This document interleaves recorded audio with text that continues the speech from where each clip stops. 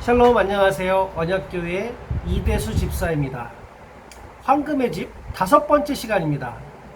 오늘은 성막의 제단을 둘러볼 텐데요. 은혜의 시간이 되시기 바랍니다. 그 제단은 얼마나 컸을까요? 제사장은 양을 취하여 제단으로 가지고 갑니다. 그제야 비로소 그 사람은 제단을 자세히 살펴볼 수 있게 되었습니다.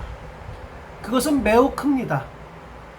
제단은 가로 세로 5규빗, 즉 2.5m 곱하기 2.5m 정사각형 크기입니다. 그것은 결코 우연이 아닙니다. 성경에서 5라는 숫자는 책임을 의미합니다. 각 손에는 5손가락이, 각 발에는 5발가락이 있습니다. 우리는 손으로 무엇을 했던가요? 단지 선한 일만을 했습니까? 하나님은 우리의 행한 대로 갚으십니다. 우리의 발은 우리를 어디로 옮겨 놓았습니까? 오직 하나님이 원하는 곳이었던가요? 그리고 우리는 5개의 감각기관을 가지고 있습니다. 우리는 그것들을 하나님 섬기는 데만 썼습니까? 그 모든 것으로 하나님에 대한 책임을 완수했습니까? 모두가 실패했습니다. 우리는 우리의 손과 발로 모든 계명을 깨뜨린 죄인들입니다. 하나님의 요구를 충족시키는 삶을 어느 누구도 살지 못했습니다. 우리는 한두 가지 정도가 아니라 모든 계명을 범했습니다.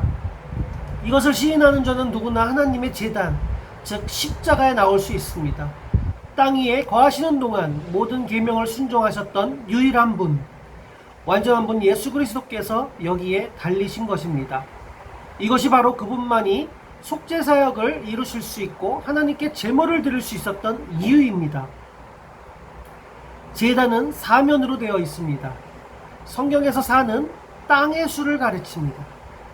사계절이 있으며 사풍향과 사방이 있습니다. 그것이 우리가 문에서 4가지 색깔을 보았던 이유이며 모든 세상 사람들을 위해 이 땅에 오셨던 세상의 구주를 기록한 복음서가 4권인 이유이기도 합니다. 디모데전서 2장 6절에 나오는 모든 사람들을 위한 속전이란 말씀은 그분이 모든 사람의 죄를 담당하셨다는 뜻입니다. 원하는 자는 어느 누구나 구원받을 수 있습니다. 당신의 죄의 짐에서 벗어나고 싶으십니까? 보혈의 능력이 있습니다. 악에 대한 승리를 원하십니까? 보혈의 놀라운 능력이 있습니다. 당신이 눈보다 더 희기를 원하십니까? 보혈의 능력이 있습니다. 갈보리의 보혈로 씻기 위해 나오십시오. 보혈의 놀라운 능력이 있습니다. 아멘. 제단의 높이는 3규빗입니다.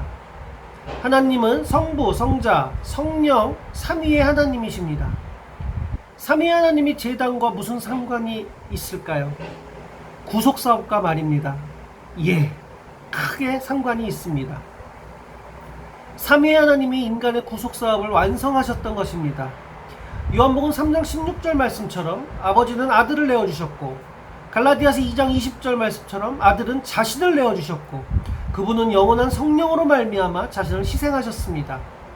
즉 히브리서 9장 14절 말씀처럼 성령의 힘으로 희생하신 것입니다. 이 구절에는 삼위 하나님이 모두 언급되어 있습니다. 아들인 그리스도는 아무런 흠 없이 자신을 아버지 하나님께 성령을 통하여 드리셨던 것입니다. 할렐루야, 아멘.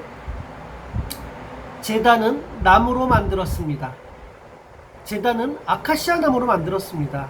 이 나무는 사막에서 자라는 아카시아 아라비카입니다. 이사야 53장 2절의 말씀을 보면은 주 예수님은 하나님 앞에서 연한 순 같고 마른 땅에서 나온 줄기같이 자라셨습니다. 이사야 11장 1절에도 비슷한 말씀이 나옵니다.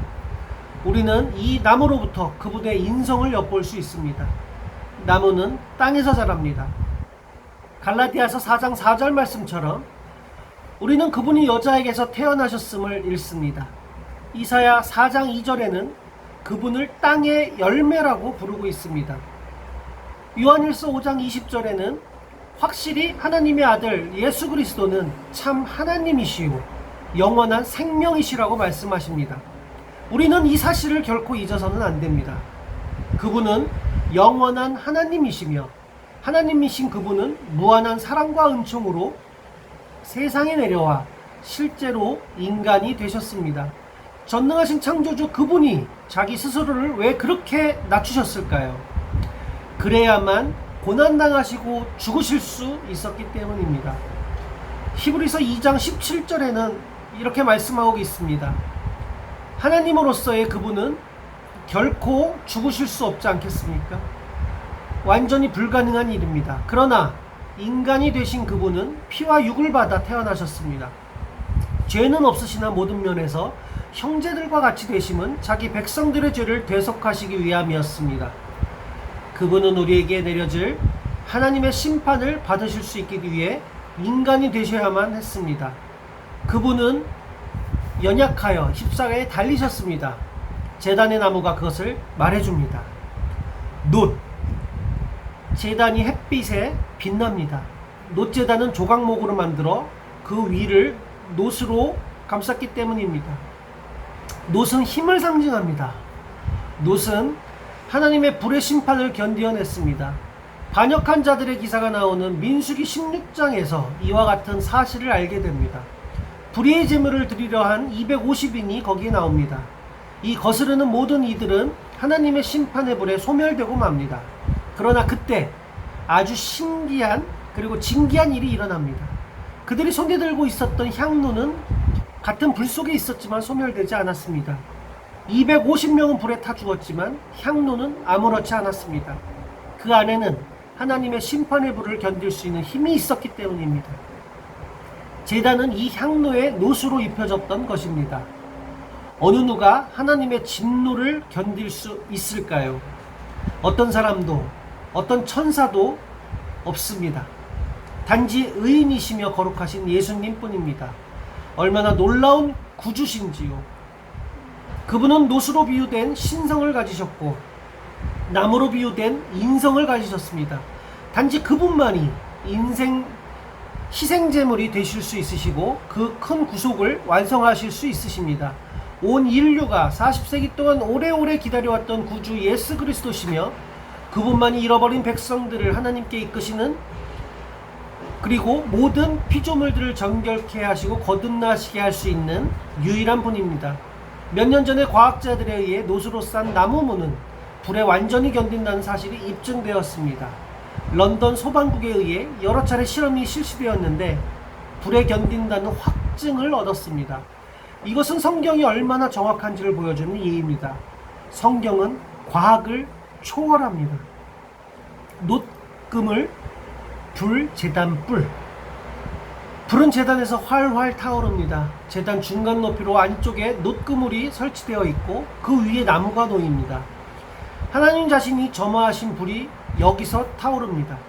제사장이 그 불을 그 양을 불 속에 넣을 때 그 이스라엘인은 한 번 더 놀라게 됩니다. 얼마나 무서운 불길인지요. 하나님은 소멸하는 불과 같다고 말씀하십니다. 커다란 충격 속에 그는 불 속에 있는 그 양을 바라봅니다. 양이 그 대신 불 속에서 사실은 그가 그 심판을 받아야 했던 것입니다. 예수 그리스도가 그렇게 우리 대신 하나님의 불꽃 같은 진노를 당하시며 십자가에 달리셨습니다. 그것이 그분에게 얼마나 끔찍한 일이었는지요. 마태복음 26장에서 말씀하십니다. 아버지여, 할만하시거든 이 잔을 내게서 지나가게 하옵소서. 아멘. 고린도 후서 5장 21절에서 말씀하십니다. 우리를 대신하여 죄를 삼으심은 우리로 그 안에서 하나님의 의가 되게 하려 하심이라. 아멘. 주님은 캄캄한 흑암 속에서 3시간 동안이나 버림을 당하셨습니다. 마태복음 27장 46절에서 말씀하십니다. 제9시 즈음에 예수께서 크게 소리질러 가라사대 엘리 엘리 라마 사박다니 하시니 이는 곧 나의 하나님 어찌하여 나를 버리셨나이까 하는 뜻이라. 아멘. 여기서 조용히 감사와 경배를 드림이 마땅하겠습니다. 이처럼 크신 하나님의 사랑과 그분의 온전히 이루어 놓으신 일을 생각하면 예수 그리스도의 십자가를 거부하는 자에게는 은총이 주어질 수 없으며 희생제물이신 예수 그리스도를 받아들이지 않으려는 자에게는 하나님의 진노의 불길이 영원히 머무를 수밖에 없다는 것을 우리는 더욱 잘 알 수 있습니다. 그 이스라엘인은 뒤로 주춤 물러섭니다. 그리고는 그는 진귀한 모습을 또 보게 됩니다. 이 커다란 놋 제단 위로 활활 타오르는 불길, 하늘로 솟아오르는 연기, 제단의 내 귀에 나온 뿔, 거기에는 피가 발라져 있고 그것은 하늘을 가리키며 마치 제단이 그의 손을 하나님께 펴고 있는 것 같습니다. 마치 제단이 하나님께 제물을 드리고 있는 것 같습니다. 제물이 놓인 제단은 예수 그리스도의 그림입니다. 제단이 하나님께 제물을 드리듯 예수님 자신을 하나님께 제물로 드리셨습니다. 이것이 그분이 제물의 가치를 부여하는 것입니다. 놀라우신 인자, 그분이 제물을 바쳤습니다. 마태복음 23장 19절에서 우리는 이것을 잘 이해할 수 있습니다. 제단이 제물보다 중요합니다. 왜냐하면 제단이 제물을 거룩하게 하기 때문입니다. 그리스도는 제단과 제물 전부이십니다. 그분은 또한 불 속에 있는 제물이 하나님께 타오르도록 하는 제사장이십니다. 그분은 자신을 제물로 드리셨습니다. 십자가는 죄인의 구원만을 의미하지 않습니다. 거기에는 더 높고 놀라운 의미가 들어있습니다. 에베소서 5장 2절에서 말씀대로 십자가에는 아들이 아버지를 영화롭게 한 것이 들어있습니다. 그분은 우리를 위해 자신을 주셨지만 무엇보다 먼저는 자신을 하나님께 드리셨던 것입니다. 하나님은 인간의 죄로 인해 불명예스럽게 되어졌는데 그 하나님을 영화롭게 하시고자 그리스도께서 자신을 죽음에 내어주신 것입니다. 그때 하나님은 죄인으로 한 아들에게 하나님으로서의 얼굴을 숨기시고 동시에 사랑이 풍성하신 아버지의 눈으로서 아들을 보신 것입니다. 요한복음 10장 17절에서 내가 목숨을 버리기 때문에 아버지께서 나를 사랑하신다고 주님 자신이 말씀하셨습니다. 할렐루야, 아멘.